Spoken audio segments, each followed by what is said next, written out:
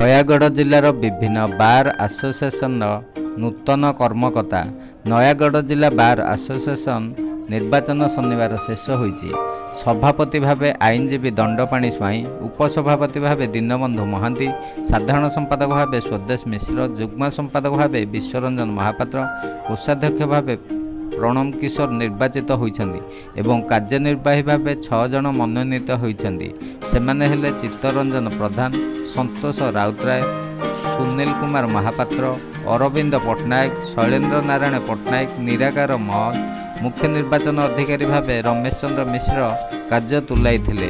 ସେହିପରି 2022-23 ବର୍ଷ ପାଇଁ ଖଣ୍ଡପଡ଼ା ବାର୍ ଆସୋସିଏସନର ସଭାପତି ଭାବେ ବରିଷ୍ଠ ଆଇନଜୀବୀ ସଂଗ୍ରାମ କେଶରୀ ମିଶ୍ର, ଉପସଭାପତି ଗିରିଜା ପ୍ରସାଦ ମିଶ୍ର, ସମ୍ପାଦକ ବିକ୍ରମ କେଶରୀ ଦେଓ, ଯୁଗ୍ମ ସମ୍ପାଦକ ଦେବରାଜ ଦଳେଇ, କୋଷାଧ୍ୟକ୍ଷ ମନୋଜ କୁମାର ମିଶ୍ର ଓ ପରିଚାଳନା କମିଟି ସଦସ୍ୟ ଭାବେ ଧନେଶ୍ୱର ମହାନ୍ତି ଓ ସିଦ୍ଧାର୍ଥ ଶଙ୍କର ରାୟ ମନୋନୀତ ହୋଇଛନ୍ତି। ସେହିପରି ରଣପୁର ବାର୍ ଆସୋସିଏସନ ସଭାପତି ଭାବେ ସୁଭାଷ ଚନ୍ଦ୍ର ଜେନା, ଉପସଭାପତି ଭାବେ ପ୍ରେମନାଥ ମହାପାତ୍ର, ସମ୍ପାଦକ ଭାବେ ସତ୍ୟରଞ୍ଜନ ମାତା, ସହସମ୍ପାଦକ ଭାବେ ଉମେଶ ଚନ୍ଦ୍ର ସାହୁ, କୋଷାଧ୍ୟକ୍ଷ ଭାବେ ଉମେଶ ଚନ୍ଦ୍ର ମହାପାତ୍ର, ଲାଇବ୍ରେରିଆନ୍ ଭାବେ ପ୍ରଦୀପ କୁମାର ପାଣିଗ୍ରାହୀ ନିର୍ବାଚିତ ହୋଇଛନ୍ତି। ସେହିପରି ଓଡ଼ଗାଁ ବାର୍ ଆସୋସିଏସନର ସଭାପତି ନିର୍ବାଚିତ ହେଲେ ଇନ୍ଦ୍ରଭୂଷଣ ମିଶ୍ର, ଉପସଭାପତି ହେଲେ ନାରାୟଣ ବରାଡ଼, ଗୌରହରି ସ୍ୱାଇଁ, ସମ୍ପାଦକ ଦିବ୍ୟଜୀବନ ପାଣିଗ୍ରାହୀ, ସହସମ୍ପାଦକ ପାଣୁଚରଣ ବେହେରା, କୋଷାଧ୍ୟକ୍ଷ ଏବଂ ପ୍ରଭାତ କୁମାର ପୃଷ୍ଟି ଉପଦେଷ୍ଟା ଭାବେ ନିର୍ବାଚିତ।